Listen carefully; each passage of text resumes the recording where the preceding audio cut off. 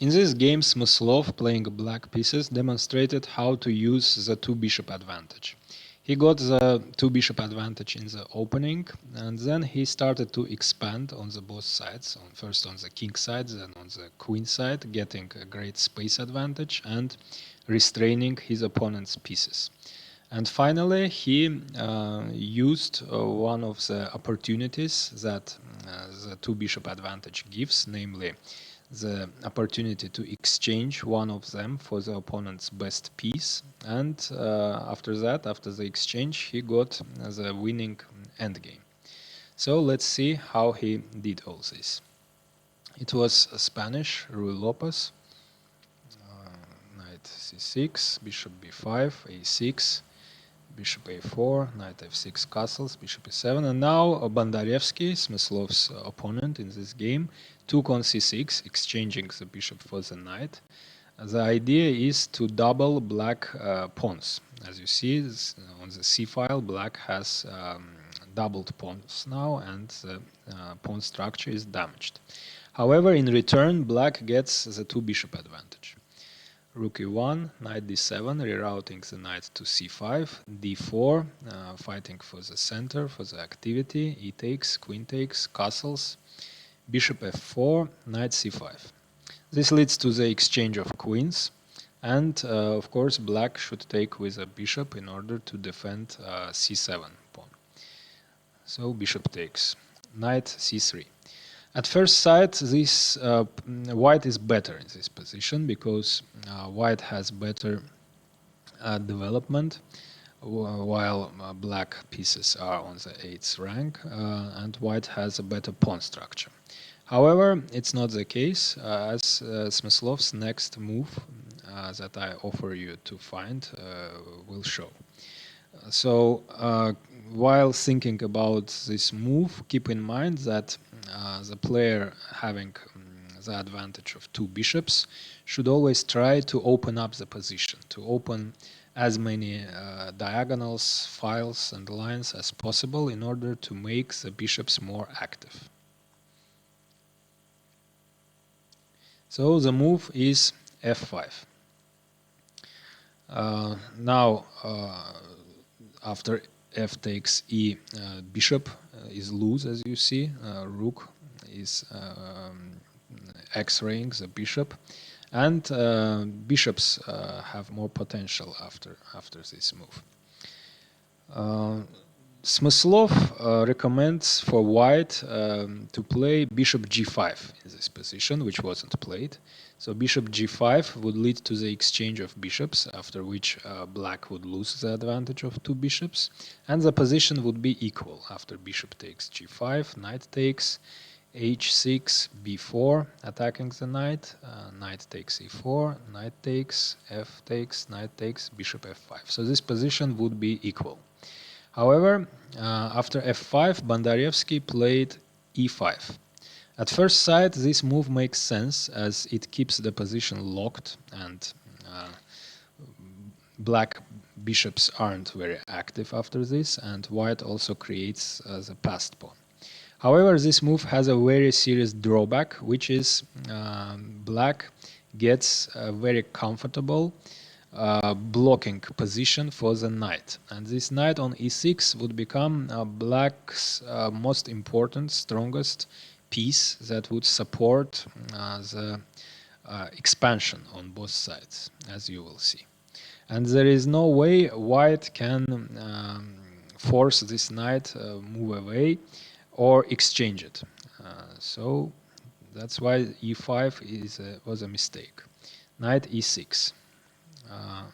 And with tempo attacking the bishop, so bishop has to move. And now, if it was white's move, white would have an opportunity to exchange the knight by playing knight e2. With the idea of playing either knight f4 next move, as the knight would be supported by the bishop, or knight d4, as it would be supported by the knight. And in both cases, white would disturb the knight, either exchanging it or forcing it to move. And after this, black would lose his advantage. That's why with the next move, Smyslov prevents these maneuvers and makes sure that knight would stay on e6. And he also grabs space and starts the expansion with his next move. So I offer you to pause the video again and try to find this move. So the move is g5. Smyslov starts getting space advantage on the king side, and also, which is very important, takes under control the f4 square. So the knight from e2, actually it was played, knight e2, now with the next move doesn't have a chance to go to f4, disturbing the knight, and has only one square, d4, in order to exchange the knight. And you also can pay attention that the knight on e6 is very effective, as it also supports g5 move. Without the knight on e6, g5, the expansion would have been impossible. So knight is great on e6, controlling very important central squares. So, but white now still threatens to exchange the knight by playing knight d4. And that explains Smyslov's next move, which is c5. So he finished the expansion on the king side, and now does the same on the queen side, and also takes away a very important d4 square from white knight. So the very strong knight will stay on e6 now. Bishop c3 and b5. You see all very important squares in the center, on both on the king side and on the queen side, and are under black control, so black has total space advantage. And also this b5 move vacated b7 square for the bishop. As you see, bishop at the moment is bad, but on this diagonal it would be very active.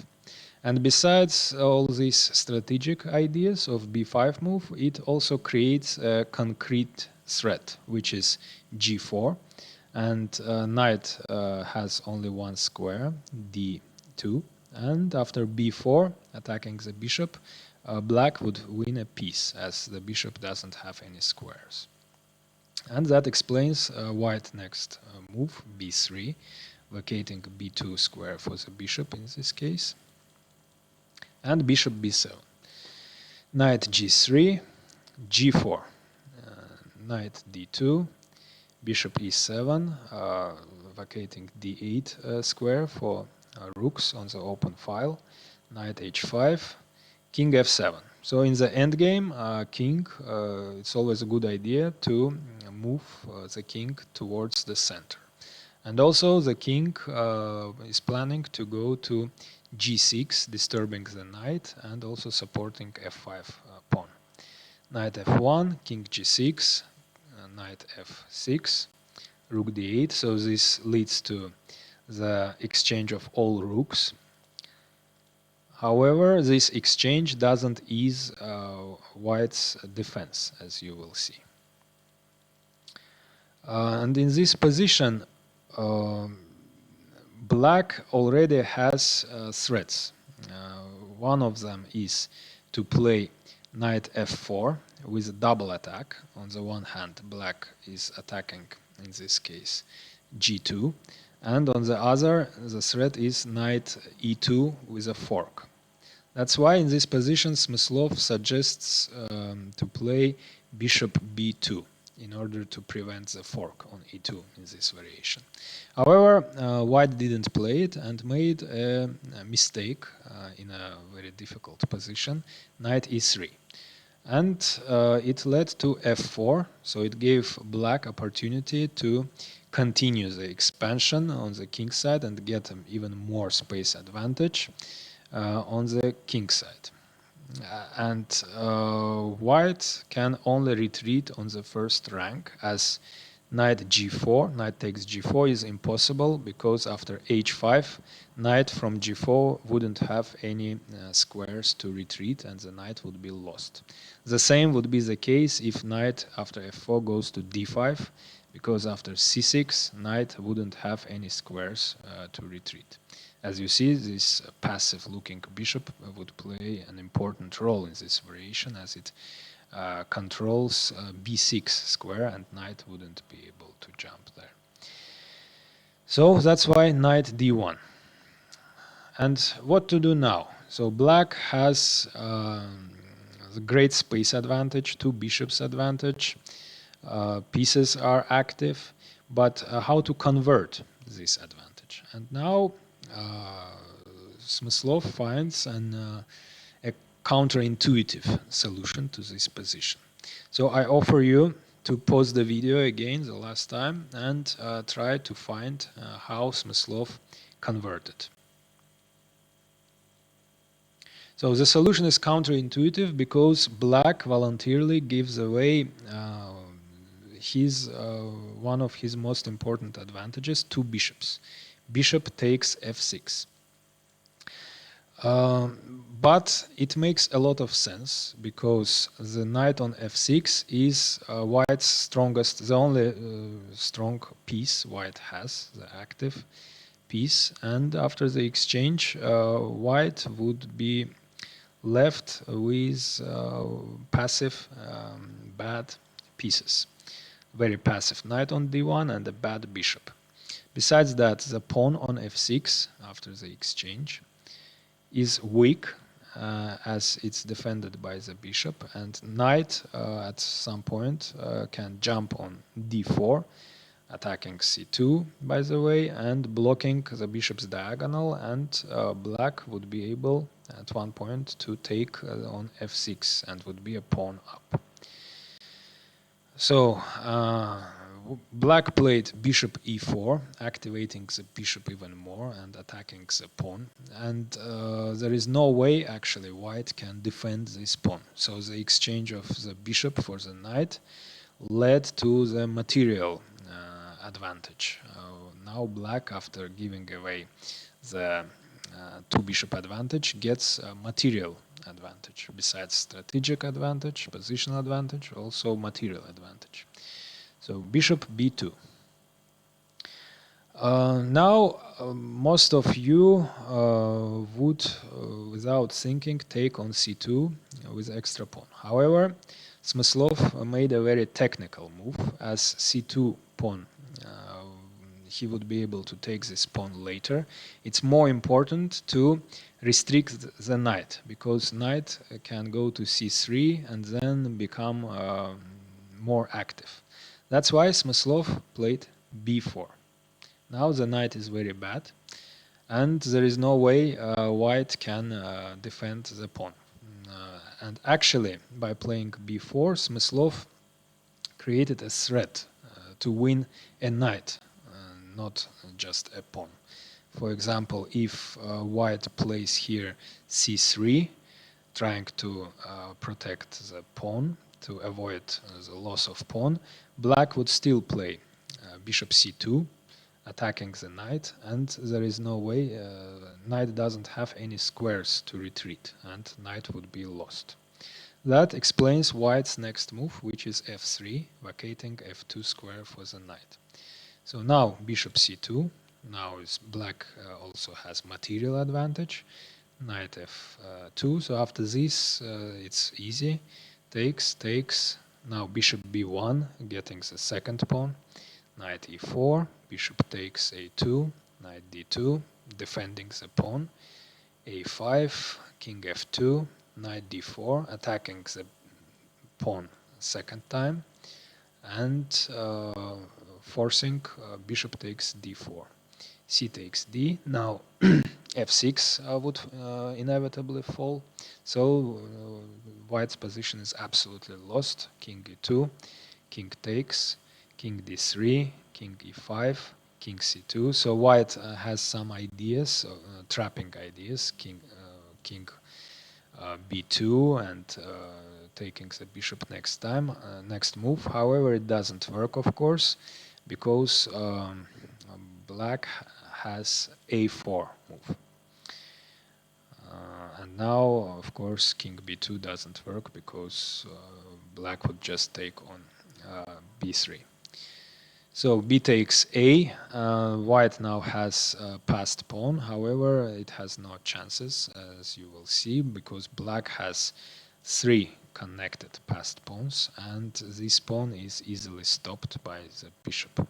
So c5, a5, c4, a6, and now d3 check. And after this move, Bandarevsky resigned, as if king goes either to d1 or c1, black would simply play c3, and after a7, bishop would go to d5, taking under control the a8 square.